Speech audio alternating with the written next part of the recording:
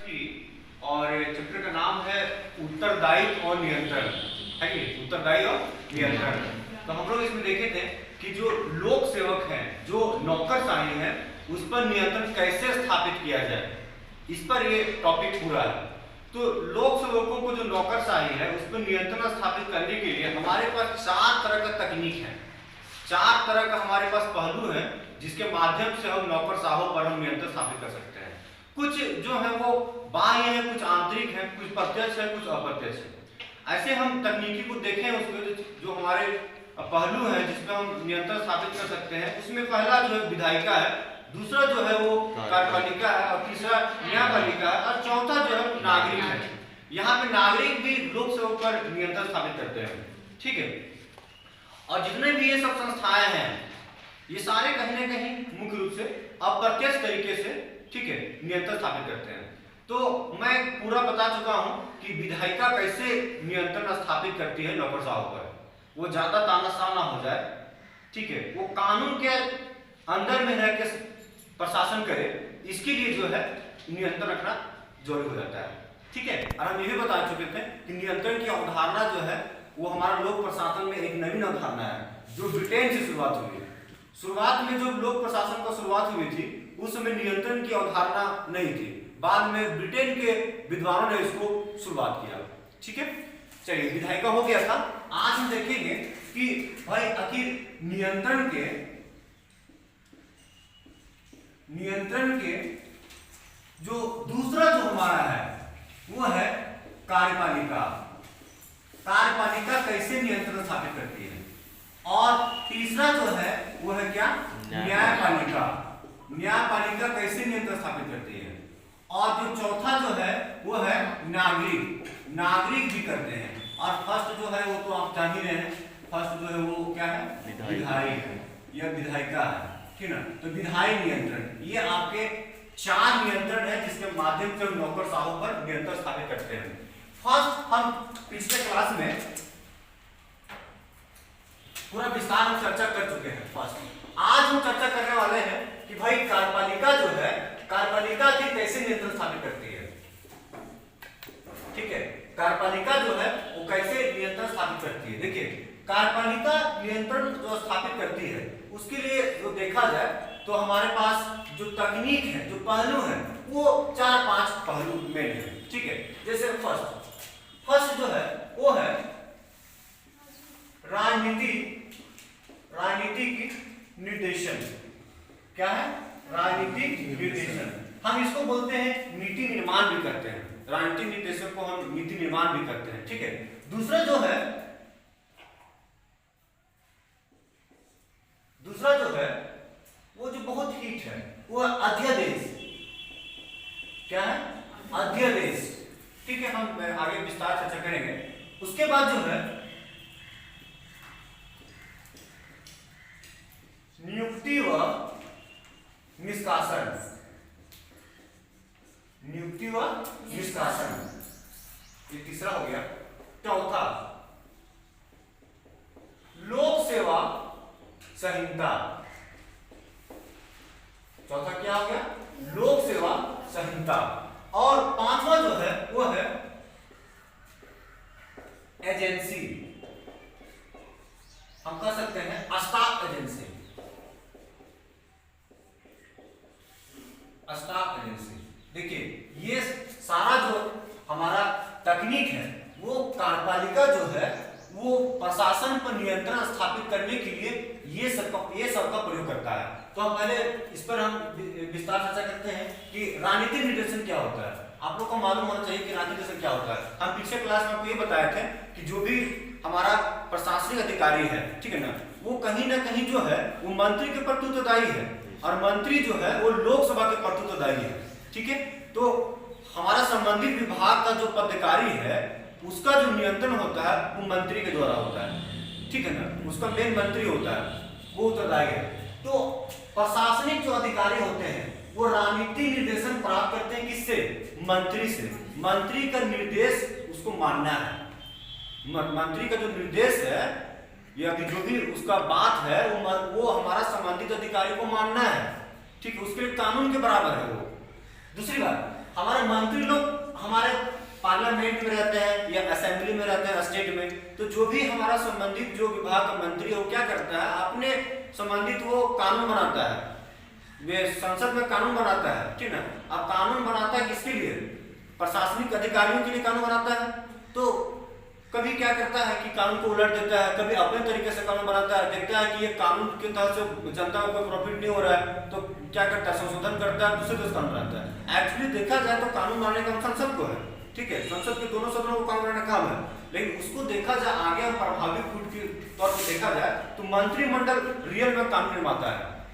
कानून का जो काम करते हैं मंत्रिमंडल करते हैं, जो मंत्री होते हैं वही कानून रियल में बनाते हैं, ठीक है। जैसे आप यहाँ से देखिए ना, पहले संसद हुआ, संसद हम पहले मेन कहते संसद है, अब संसद के भी अंदर हम मेन देखें तो फिर लोकसभा हो जाता है, यदि लोकसभा के अंदर भी हम मेन देखें तो मंत्रिमंडल हो जाता है, यदि मंत्रिमंडल के भी हम मेन देखें तो किचन कैबिनेट हो जाता है। किचन कैबिनेट का नाम सुने होंगे, क्या होता है किचन कैबिनेट? सुने हैं लेकिन सुने तो मतलब किचन कैबिनेट क्या होता है, जिसे मालूम है? नहीं। देखिए किचन कैबिनेट क्या होता है, कैबिनेट तो होता ही है, मंत्रिमंडल कर सकते हैं उसको, ठीक है ना। यहाँ पर मंत्री परिषद और मंत्रिमंडल में भी अंतर है। मंत्री परिषद एक अलग संस्था है, मंत्रिमंडल एक अलग संस्था है। आप तो जानते नहीं जानते? नहीं, मंत्री परिषद अलग है, तुम जानते हो? हाँ, मंत्री परिषद यहाँ अलग है, मंत्रिमंडल अलग है। बस 8 मिनट तक जानिए, हम जब इंडियन पॉलिटी पढ़ाएंगे तो विस्तार से करेंगे। मंत्री परिषद जो है वो थोड़ा सा बड़ा संस्था है अपेक्षाकृत मंत्रिमंडल से, ठीक है। मंत्री परिषद में सारे मंत्री शामिल होते हैं। जैसे कैबिनेट के जो 3 प्रकार के मंत्री हैं, कैबिनेट के पास 3 प्रकार के मंत्री हैं, आप जानते होंगे। तो तीनों प्रकार के जो मंत्री शामिल हैं वो कहलाया मंत्री परिषद, और सिर्फ जो कैबिनेट मंत्री शामिल हैं वो कहलाया मंत्रिमंडल। खास विभाग का जो अध्यक्ष है वो हमारे सब मंत्रिमंडल होते हैं, राइट। पहला ये। दूसरा जो संवैधानिक जो अंतर है वो मंत्री परिषद का वर्णन संविधान के अनुच्छेद 74 में है। मंत्री परिषद को जो वर्णन है संविधान के अनुच्छेद 74 में है, राइट। मंत्रिमंडल शब्द का वर्णन 74-75 में नहीं है, उसका वर्णन अनुच्छेद 352 में, याद रखिएगा, अनुच्छेद 352 में। अनुच्छेद 352 में मुख्य रूप से दिया गया क्या, नेशनल इमरजेंसी दिया गया है, राष्ट्रीय आपातकाल। तो राष्ट्रीय आपातकाल में जोड़ा गया मंत्रिमंडल शब्द। तीसरा अंतर, मंत्री परिषद संविधान का मूल हिस्सा है। मंत्री परिषद जो है वो संविधान का मूल हिस्सा, जो संविधान बना था ना उसी से मंत्री परिषद शब्द को जोड़ा गया। लेकिन मंत्रिमंडल संविधान में मूल हिस्सा नहीं है, बाद में जोड़ा गया। 44वां संविधान संशोधन 1978 के तहत संविधान में मंत्रिमंडल को जोड़ा गया। खैर दोनों में काफी अंतर है, हम जब इंडियन पॉलिटी पढ़ाएंगे तो विस्तार इसको हम चर्चा करेंगे। कई बार क्वेश्चन पूछा मंत्रिमंडल शब्द का उल्लेख है, कई लोग गलत बता दिए, 74 बता दे रहे हैं। अरे 74 में तो मंत्री परिषद है, मंत्रिमंडल जो 352 में है, ठीक है, उसको बाद जोड़ा गया। तो हम ये बता रहे थे कि आपको मेन देखना है तो संसद को देख रहे हैं, संसद के भी प्रभावी रूप देख रहे हैं, लोकसभा को देख रहे हैं, लोकसभा के प्रभावी रूप देख रहे हैं तो मंत्रिमंडल को भी देख रहे हैं, मंत्रिमंडल को भी प्रभावी रूप देख रहे हैं तो किचन कैबिनेट हो गया। अब किचन कैबिनेट को भी प्रभावी देखिएगा तो फिर प्रधानमंत्री हो गया, प्रधानमंत्री हो जाएगा। किचन कैबिनेट क्या है, किचन कैबिनेट क्या होगा? किचन कैबिनेट का मतलब है कि जो प्रधानमंत्री किचन में प्रवेश कर सके। अब तुम्हारे घर के किचन में प्रवेश कौन करेगा? तो तुम्हारा जो खास आदमी रहेगा, है नहीं? ये तो लोग क्या करता है, खाना भी घर में बनाते थे, किचन बंद करके दरवाजा बंद करके बनाता है तो अगला आदमी प्रवेश ना कर जाए। मतलब प्रधानमंत्री के एकदम खास व्यक्ति, प्रधानमंत्री के एकदम जो खास व्यक्ति हैं वो किचन कैबिनेट के सदस्य। कैबिनेट और किचन कैबिनेट में क्या अंतर हो जाएगा कि जो कैबिनेट में जो सदस्य होते हैं, जो मंत्री होते हैं, उसको लोकसभा का सदस्य होना जरूरी है, सॉरी संसद का सदस्य होना जरूरी है, कोई जरूरी नहीं लोकसभा का, वो राज्यसभा का सदस्य हो सकता है। मंत्री बनने के लिए कोई जरूरी नहीं है कि वो लोकसभा का सदस्य हो, संसदों का सदस्य दिखाए ना, राज्यसभा का सदस्य दिखा, लोकसभा को भी दिखा दे, वो मंत्री हो जाएगा। तो मंत्रिमंडल में शामिल सदस्य संसद का सदस्य होना जरूरी है, नहीं है तो भैया 6 महीने के अंदर लाके तुम दिखा दो, राइट। लेकिन किचन कैबिनेट में सदस्य क्या होता है, कोई जरूरी नहीं है कि वो संसद को सदस्य होना चाहिए। अब बताइए, अभी तो अमित शाह मंत्री है, 2014 में जब मोदी सरकार आए थे तो नरेंद्र मोदी जब प्रधानमंत्री बने थे तो आप देखते होंगे कि अमित शाह कोई मंत्री नहीं थे, ठीक है, नहीं। लेकिन प्रधानमंत्री के सारे बैठकों में प्रधानमंत्री कोई भी निर्णय ले रहा है उसमें जरूर शामिल होता था, वो बैठा था किचन कैबिनेट के सदस्य, उसके पास कोई मंत्री का पद नहीं था, समझ में आया? तो किचन कैबिनेट में कोई दूसरा व्यक्ति भी शामिल हो सकते हैं, यदि लगेगा कि प्रधानमंत्री को ये व्यक्ति थोड़ा अच्छे हैं, ठीक है ना, उसको उससे सवाल सकते हैं, मतलब थिंक टैंक है, मतलब ये मतलब कह सकते हैं कि बेस्ट थिंक टैंक है वो किचन कैबिनेट होता है। किचन कैबिनेट के उठाना भारत में नहीं बल्कि ब्रिटेन में शुरुआत होता है, है। तो राइटिंग डिसीजन समझ आ गया ना कि जो प्रशासनिक अधिकारी होते हैं वो मंत्री उसको निर्देश करते हैं, और मंत्री को आवश्यकता लगता है तो संसद में क्या करता है, उससे संबंधित कानून बनाता है, उससे संबंधित कानून बनाता है। ये क्लियर हो गया। दूसरा अध्यादेश। अध्यादेश सब जानते होंगे, अध्यादेश क्या है, ठीक है? हाँ सही बात है। अध्यादेश जो होता है वो राष्ट्रपति जारी करता है। भारत में जो अध्यादेश जारी किया जाता है भारत राष्ट्रपति जारी किया जाता है। अभी हाल में आप लोग सुने होंगे कि जब लॉकडाउन लगा था उस समय सरकार ने कृषि से संबंधित 3 कानून को पास कर दिया। एक्चुअली कृषि से संबंधित 3 कानून को जो पास किया गया वो पार्लियामेंट ने तुरंत नहीं बनाया था, उसको राष्ट्रपति ने अध्यादेश जारी किया था, बाद में उसको अप्रूवल कर दिया। अध्यादेश जब जारी किया जाता है, अध्यादेश समझिए, अध्यादेश होता क्या है? अध्यादेश होता है कि संसद का जब सत्र नहीं चल रहा हो, जब लोकसभा या राज्यसभा का सत्र नहीं चल रहा हो, उस समय यदि तत्कालीन कोई कानून की आवश्यकता हो, वैसे में मंत्रिमंडल के सिफारिश पे राष्ट्रपति जो है वो अध्यादेश जारी करता है। अध्यादेश मतलब है कि आधा समय के लिए, ये अस्थाई क्या है कि ये अस्थाई नहीं है, अस्थाई है। यदि इसको संसद से अप्रूवल नहीं मिला तो अधिकतम ये 6 महीने तक वो कानून प्रभावी रहेगा। बाद में यदि 6 महीने के अंदर उसको संसद ने अप्रूवल दे दिया तो वो कानून का रूप ले लेगा, अधिनियम का रूप ले लेगा, राइट? तो यहाँ पे क्या होता है, भारत में अध्यादेश जारी करने की शक्ति जो कार्यपालिका का जो प्रमुख है, कार्यपालिका का जो सबसे मेन है, कार्यपालिका का मेन यहाँ पे कौन है? राष्ट्रपति है। तो राष्ट्रपति अध्यादेश जारी करता है। गौर कीजिएगा, बहुत इंपॉर्टेंट क्वेश्चन, राष्ट्रपति जो अध्यादेश जारी करता है वो अनुच्छेद 1, 2, 3 के तहत जारी करता है। याद रखिएगा, अनुच्छेद 1, 2, 3 एकदम याद रहेगा। भारतीय संविधान के अनुच्छेद 123, ठीक है, भारतीय संविधान के अनुच्छेद 123 के तहत भारत के राष्ट्रपति को अध्यादेश जारी करने की शक्ति है। अभी तक शुरुआत से लेके मतलब संविधान में जो लागू हुआ 1950 से लेके 2014 मोदी सरकार के आने से पूर्व तक लगभग 700 बार भारत में अध्यादेश जारी किए जा चुके हैं। कितने बार? 700 बार अध्यादेश जारी किए जा चुके हैं 2014 तक, ठीक है। प्रधानमंत्री श्रीमती इंदिरा गांधी के काल में सबसे ज्यादा बार अध्यादेश जारी किए जा चुके हैं। अध्यादेश क्या होता है समझ गए, मतलब कुछ समय के लिए अस्थायी कानून, बाद में उसको संसद द्वारा अप्रूवल मिलना चाहिए, राइट? भारत ही ऐसा देश है जहां पर सबसे ज्यादा बार अध्यादेश जारी किया जा चुका है, ठीक है, सबसे ज्यादा बार अध्यादेश जारी किया चुका है भारत। है तो आप देखते होंगे कि अध्यादेश आखिर कैसे नियंत्रण रखता है प्रशासनिक अधिकारी को।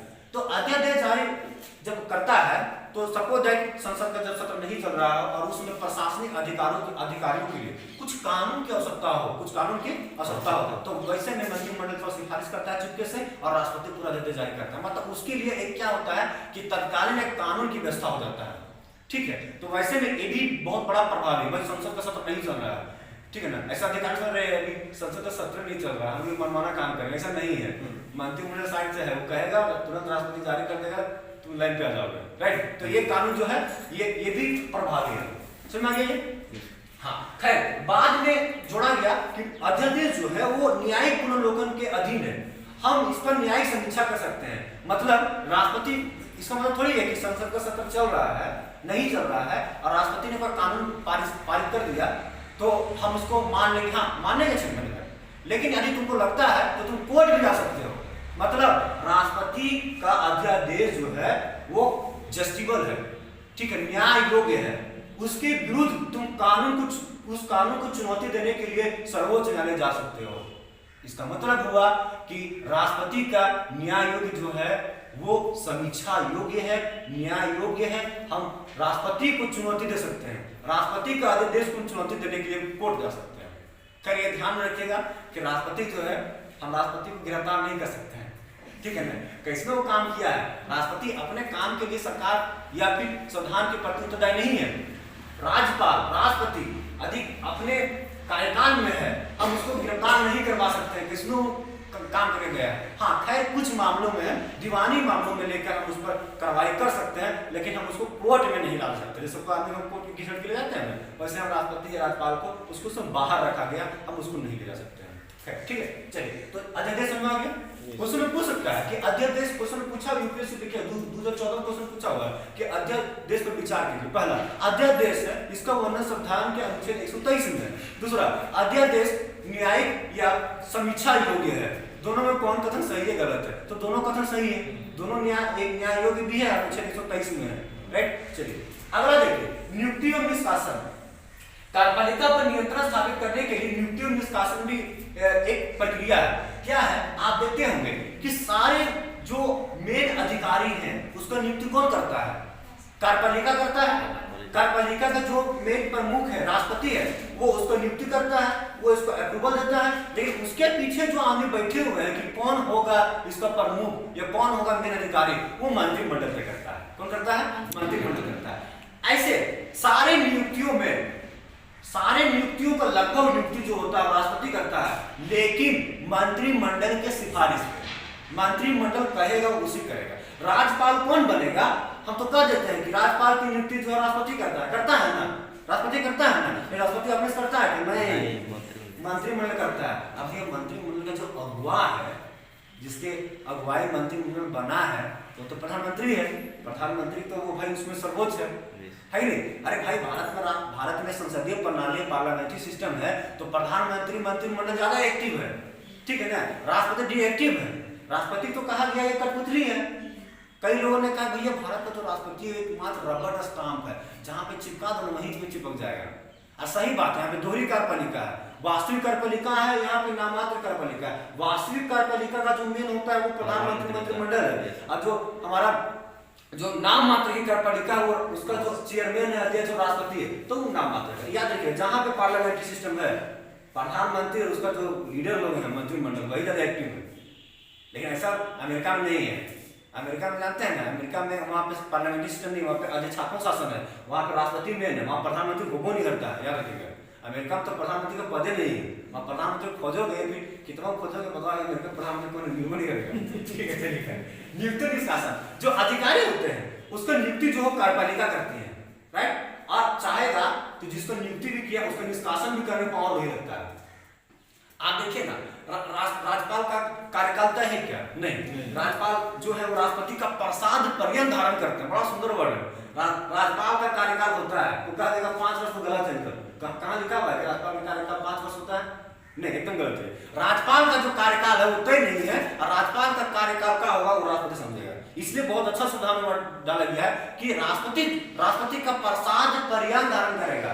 मतलब जब तक राष्ट्रपति का मन है, उस पर जब तक आशीर्वाद है तब तक रहेगा, नहीं तो फिर घर नानी घर जाएगा।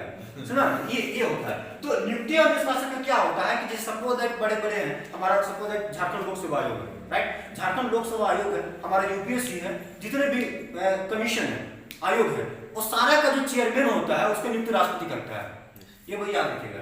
यदि ऐसा क्वेश्चन आ जाए कि बताइए कि राजभाषा आयोग के अध्यक्ष की नियुक्ति कौन करता है, नहीं जानो फिर बताओ राष्ट्रपति करता, सही हो जाएगा। ठीक है ना। अनुसूचित जनजाति आयोग के अध्यक्ष की नियुक्ति कौन करता है, बोलो ना कि राष्ट्रपति करता है, एकदम सही हो जाएगा। ठीक है ना। एक आध को छोड़ के जैसे सपोज दैट क्वेश्चन पूछ देगा कि हमारा जो स्टेट में भी होता है और सेंट्रल में भी होता है, जो सचिव होता है, कैबिनेट सचिव जो होता है, ठीक है ना, कैबिनेट सचिव जो होता है उसका जो नियुक्ति करता है वहाँ पे प्रधानमंत्री करता है, और राज्य में जो कैबिनेट सचिव का नियुक्ति होता है वो मुख्यमंत्री करता है। ठीक है ना। ये बाकी का सारा का क्या होगा, राष्ट्रपति करता है, सारा का राष्ट्रपति नियुक्ति करता है। ठीक है ना। यहाँ तक कि प्रधानमंत्री भी नियुक्ति राष्ट्रपति करता है। बताइए, प्रधानमंत्री का भी नियुक्ति भारत में राष्ट्रपति करता है। ठीक है। हाँ, चलिए। तो यदि किसी को हटाना भी हो, ट्रांसफर भी करना हो, या फिर उसको वहां से निष्कासित भी करना हो, तो वो काम मंत्रिमंडल करता है, वो मंत्रिमंडल काम करता है। तो कंट्रोल पूरा एस्टैब्लिश करता है ये लोग। अगला जो है वो है लोक सेवा संहिता। लोक सेवा संहिता क्या है? लोक सेवा संहिता जो है वो नौकरशाही के लिए एक कानून है। ठीक है, एक आचरण अधिनियम है जिसको लोक सेवा को मानना जरूरी है, और ये लॉन्ग टाइम के लिए होता है। ये सब अस्थायी प्रकृति के हैं, लेकिन लोक सेवा संहिता क्या है, एक अस्थायी प्रकृति का है, एक कानून बन गया है, उसको मानना है। ठीक है। खैर, यदि देखा जाए कि लोक सेवा संहिता में देखा जाए तो नौकरशाहों पर कैसे नियंत्रण स्थापित किया जाए और नौकरशाह बहुत ज्यादा एक्टिव ना हो जाए। ठीक है। राजनीति से उसको किस प्रकार का संबंध होगा, उसका वैवाहिक स्थिति किस प्रकार होगा, ठीक है ना, सारा जो लिखा गया है ना वो लोक सेवा संहिता में लिखा गया है।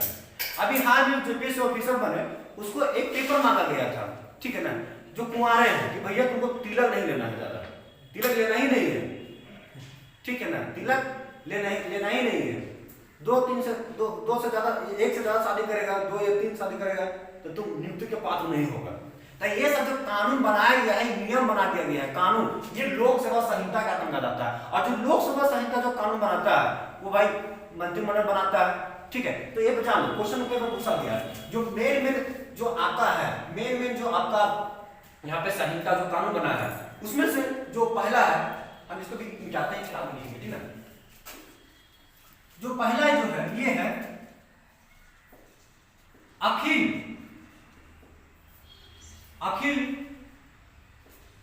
अखिल लोक सेवा आचरण संहिता। क्या है? अखिल लोक सेवा आचरण संहिता। अखिल लोक सेवा आचरण संहिता ये बना था 1954 में। कब बना था? 1954 में। तो अखिल लोक सेवा आचरण संहिता 1954 क्या है? अखिल लोक सेवा समझते हैं? अखिल सिविल सेवा समझते हैं आप लोग? नहीं। देखिए, there are two types of, यहाँ पे सिविल है। यहाँ पे दो प्रकार के क्या है? सेवा है। क्या है दो प्रकार का सेवा? ऐसे देखा जाता है तीन प्रकार की सेवा है, ठीक है ना। पहला अखिल सिविल सेवा, दूसरा केंद्रीय सेवा और तीसरा राज्य सेवा। तो आप लोग जो तैयारी कर रहे हैं वो राज्य सेवा है। आप लोग जो प्रिपरेशन कर रहे हैं वो क्या है? राज्य सेवा।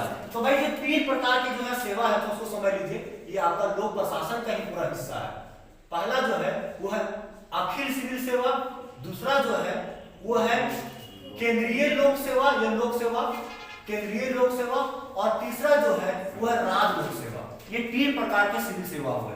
केंद्रीय अखिल लोक सेवा क्या होता है कि जिसका स्तर जो है ना अखिल स्तर पे है, पूरे भारत स्तर पे है, उसका कोई राज्य से समझ नहीं है, पूरा वो सेंट्रल स्तर पे है। आप लोग सुने होंगे अखिल विद्यार्थी परिषद, नाम सुने हैं? इसका मतलब अखिल मतलब क्या हो गया? उसका जो कार्य क्षेत्र है, उसका जो स्तर है वो पूरे भारत में है। वो क्या पूरा भारत में, वो राज्यों के लिए भी है और संघ के लिए भी है, वो राज्यों के लिए भी और संघ के लिए। तो ये वो अखिल सिविल सेवा। अभी वर्तमान में भारत में तीन प्रकार के अखिल सिविल सेवा है। कितने प्रकार के? तीन प्रकार के। और तीनों का जो नियुक्ति होता है, जिसका चयन होता है वो यूपीएससी करता है, संघ लोक सेवा आयोग, यूपीएससी जो है वो करता है। अब तीन अखिल सिविल सेवा क्या है देखिए, आईएएस, आईपीएस और आईएफएस। ये तीन अखिल सिविल सेवा याद रखेंगे। कितने अखिल सिविल सेवा है? अभी तीन। शुरुआत में दो ही अखिल सिविल सेवा थे, आईएएस और आईपीएस। जब संविधान लागू हुआ उसमें हमारे संविधान में दो ही अखिल सिविल सेवा का वर्णन मिलता है, एक मिलता है आईएएस और दूसरा मिलता है आईपीएस। बाद में इसको जो है आईएफएस को बाद में जोड़ा गया 1966 में। 1966 में एक नया अखिल सिविल जोड़ा गया, वो था हमारा आईएफएस। यहाँ पे आईएफएस का अर्थ हो रहा है भारतीय वन सेवा। क्या हो रहा है? भारतीय वन सेवा, इंडियन फॉरेन सर्विस, ना कि भारतीय विदेश सेवा। हम भारतीय विदेश सेवा नहीं बोलेंगे। भारतीय विदेश सेवा जो है वो केंद्रीय लोक सेवा है, ना कि अखिल सिविल सेवा। बहुत लोग इसमें कंफ्यूज कर जाते हैं, जिसका मतलब भारतीय विदेश सेवा नहीं होता। नहीं, इसको 1966 में इसको जन्म किया गया, ठीक है ना। और याद रखिएगा, बहुत इंपॉर्टेंट क्वेश्चन, नई अखिल सिविल सेवा का जन्म करने का जो अधिकार है, नई अखिल सिविल सेवा को जन्म करने का अधिकार है, वो पूर्णरूपेण और प्राथमिक रूप से राज्यसभा के पास है। किसके पास है? राज्यसभा के पास है। राज्यसभा के पास दो ही तो ऐसा शक्ति मिला है जो दूसरे के पास नहीं है, वो खाली राज्यसभा पास है। तो पहला शक्ति हो गया कि नई अखिल सिविल सेवा का जन्म देगा ना, कौन देगा? राज्यसभा। लेकिन मतलब क्या हुआ? मतलब यही हुआ कि आईएफएस को कौन शुरुआत किया है? राज्यसभा। हाँ, लोकसभा का भी इसमें अधिकार है, लोकसभा के पास शक्तियां हैं इस संदर्भ में, लेकिन जो प्रारंभिक शक्ति है, जो प्रारंभिक शक्ति है वो किसके पास है? राज्यसभा के पास है। तो नया क्वेश्चन आ सकता है कि यदि नया अखिल सिविल सेवा को जन्म देना हो तो इसका प्रक्रिया कहां से शुरुआत होगा? राज्यसभा से शुरुआत होगा, ठीक है। शुरुआत में कितने अखिल सिविल सेवा थे? दो। नया अखिल सिविल सेवा कौन बना? आईएफएस। आईएफएस को कब जोड़ा गया? 1966 में जोड़ा गया। उसमें प्रधानमंत्री कौन थे? 1966 इंदिरा गांधी। 1966 देखा जाए तो दो प्रधानमंत्री कार्यक्रम पकड़ा जाएगा, एक लाल बहादुर शास्त्री और दूसरा पड़ जाएगा श्रीमती इंदिरा गांधी, है ना। लाल बहादुर शास्त्री भी थे 1966 में, उनका निधन हो गया था। कब निधन हुआ था? लेकिन ये जो सिविल सेवा को जोड़ा गया उसमें प्रधानमंत्री श्रीमती इंदिरा गांधी थी, श्रीमती इंदिरा गांधी। याद रखिएगा, लाल बहादुर शास्त्री जो निधन हुआ था 11 जनवरी 1966। कब हुआ था? 11 जनवरी 1966 को लाल बहादुर शास्त्री का निधन हुआ था, भारत के प्रथम प्रधानमंत्री जिसका निधन विदेश में हुआ। कहां पे हुआ? विदेश। विदेश में कहां हुआ था? ताशकंद में हुआ था, पूजे कब्रिस्तान की राजधानी ताशकंद में। खैर चलिए, तो अखिल सिविल सेवा समझ गए। ये क्या है, ये जो है अखिल सिविल सेवा, तो इसमें जो क्या है आईएएस के लिए, आईपीएस के लिए और आईएफएस के लिए कानून बनाया गया है, उसके आचरण से संबंधित, उसके व्यवहार से संबंधित कानून बनाया गया है। तो ये भी जो है वो कार्यपालिका द्वारा ही बनाया गया है। तो ये जो है वो हमारे नौकर सहायक को नियंत्रित करते हैं, राइट। चलिए दूसरा समझिए, दूसरा ऑटोमेटिक हम यहाँ पे आ जाएंगे। ये इसको बोलते हैं कि केंद्रीय, तो सिर्फ सेंट्रल होता है, ये सेंट्रल के प्रति उत्तरदायी है। किसके प्रति उत्तरदायी है? सेंट्रल के प्रति। जैसे भारतीय वित्त सेवा, भारतीय विदेश सेवा, ये सब जो है वो हमारा केंद्रीय लोक सेवा के अंतर्गत आता है। हम इसमें आईएएस को नहीं ले सकते हैं, इसमें आईएफएस को नहीं ले सकते हैं, आईपीएस को नहीं ले सकते हैं। क्यों? क्योंकि जो ये उत्तरदायी है ये पूर्ण रूप से सेंट्रल के प्रति उत्तरदायी है, और ये जो है वो सेंट्रल का भी प्रति उत्तरदायी है और जो है राज्य के प्रति उत्तरदायी है। कुछ तत्कालीन कार्रवाई राज्य सरकार भी कर सकती है इस पर। एक आईपीएस पर, एक एसपी जो है उस पर तत्कालीन कार्रवाई एक राज्य भी कर सकता है, राज्यपाल मुख्यमंत्री भी कर सकता है, लेकिन वास्तविक और मेन कार्रवाई जो है वो सेंट्रल द्वारा ही किया जाएगा। यहाँ पे फेडरल सिस्टम है, तो राज्य से ज्यादा शक्ति हमारे किसके पास है? सेंट्रल के पास है। तो केंद्रीय लोक सेवा आचरण संहिता 1955, केंद्रीय लोक सेवा क्या होता है आप जानिए, राइट। चलिए तीसरा कौन सा संहिता है? ये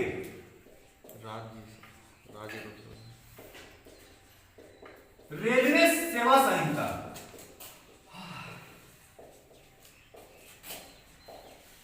और ये बना था जस्ट 1956 में। बहुत सिंपल है, 1954, 1955, 1956। ये हो गया अखिल लोक सेवा, ये हो गया केंद्रीय लोक सेवा, और ये हो गया रेलवे सेवा। अब बताइए रेलवे के जो अधिकारी हैं, रेलवे के जो बड़े बड़े प्रशासक हैं, उसके लिए भारत सरकार ने 1956 में एक कानून बनाया, एक संहिता बनाया, उसको बोलते हैं रेलवे सेवा आचरण संहिता 1956। ये सभी उनसे संबंधित है, उनके आचरण से संबंधित है, वो किस प्रकार से व्यवहार करेगा, ठीक है ना। आप देखते हैं कि बहुत सारे अधिकारी होते हैं, वो बहुत नियम से बंधे होते हैं। हम लोग कुछ बोल सकते हैं लेकिन उन लोग बेचारा नहीं बोलेंगे।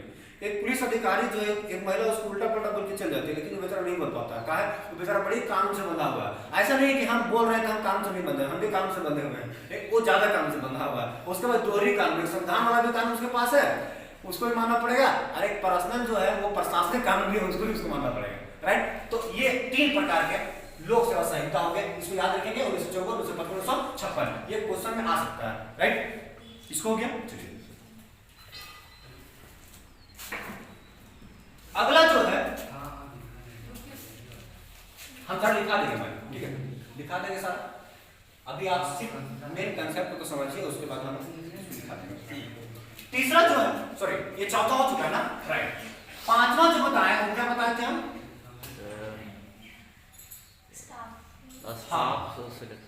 Staff agency. स्टाफ एजेंसी, देखिए स्टाफ एजेंसी भी जो है वो हमारा कार्यपालिका का ही एक तरह से उसके अधीन ये काम करता है। तो ये लोग भी है, वो क्या करता है कि प्रशासन पर नियंत्रण स्थापित करता है। स्टाफ एजेंसी क्या होता है? आप पढ़े होंगे सूत्र एवं staff, land and staff. Land and staff क्या होता है? सूत्र एवं स्टाफ। स्टाफ क्या होता है बताइए? स्टाफ एजेंसी क्या? भारत में कुछ स्टाफ एजेंसी का नाम बताइए। आप पढ़े हैं ना पूरा? आप तो जेपीसी पर तैयारी किए हैं ना? नहीं। स्टाफ एजेंसी क्या होता है? नाम पहली बार सुने, कोई बात नहीं, आज बढ़िया जान लीजिए।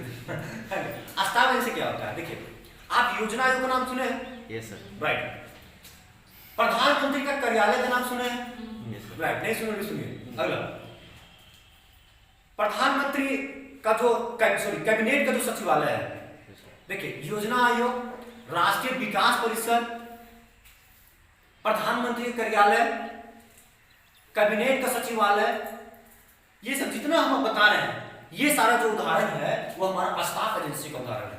क्या करता है ये स्टाफ एजेंसी उदाहरण है? इन लोग क्या करता है कि हमारे कार्यपालिका को मदद करते हैं, कार्यपालिका को मदद करते हैं। इन लोग को थिंक टैंक कहा जाता है। इन लोग एक असिस्टेंट है उन लोग का। आप जानते हैं योजना योजना का क्या काम है? योजना बनाना। योजना बनाना काम, खाली योजना बनाना काम नहीं, उसको ठीक है ना।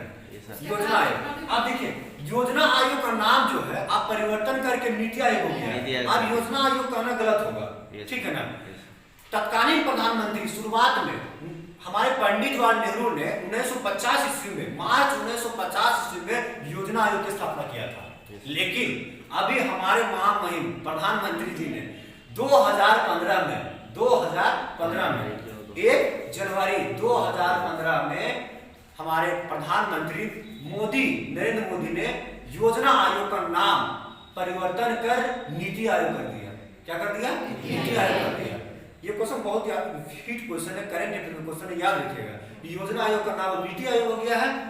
जो नेहरू का जो बनाया प्लान था उसका नाम चेंज करके इन्होंने कर दिया। खैर कांग्रेसी लोग बड़ा विरोध किया मोदी को कि वाह, नेहरू का मतलब बनाया प्लान का विरोध कर दिया। इसका मतलब सीताराम येचुरी ने कहा कि यह अनीति और दुर्नीति है। सीताराम येचुरी ने कहा, सीपीआई के नेता ने कहा कि ये नेहरू आपका विरोध है, आप नेहरू आपका विरोध कर रहे हैं। नेहरू जिसमें प्रधानमंत्री बने थे, देश का जब आजादी हुआ तो देश को संभालने के लिए आर्थिक जो प्लान लाए थे उसका विरोध कर रहे हैं। तो बीजेपी लोग कहते नहीं भैया, हम उसका नाम परिवर्तन किए हैं, समय की मांग है, हम उसको थोड़ा विस्तार कर दिए। ठीक है ना?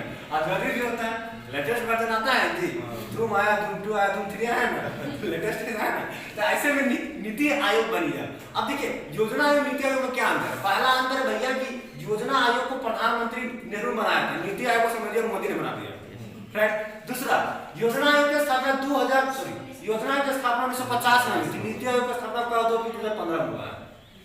तीसरा, योजना आयोग था वो सिर्फ आर्थिक पर काम करता था, योजना बनाने का काम करता था। और आपको ये जानकारी होना चाहिए कि भारत में जो पंचवर्षीय योजना चलता था, 5-5 साल की जो योजना चलता था, उसको प्लान रिपीट करता था, वो योजना आयोग ही करता था। कौन करता था? योजना आयोग करता था। अब तो पंचवर्षीय योजना बंद हो गया है, पंचवर्षीय योजना खत्म हो गया। जब 5 साल का योजना चलता था ना, वो खत्म हो गया है। ठीक है ना?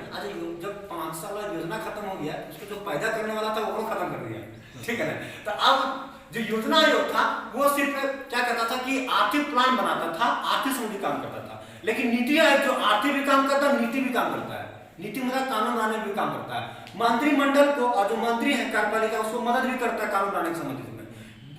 बजट से संबंधित जो बहस भी होता है नीति आयोग भी होता है। तो नीति आयोग जो है वो एक स्टाफ एजेंसी है और वो क्या करता है कि कार्यपालिका के माध्यम से वो प्रशासनिक अधिकारियों पर क्या करता है? नियंत्रण भी स्थापित करता है। ठीक है ना?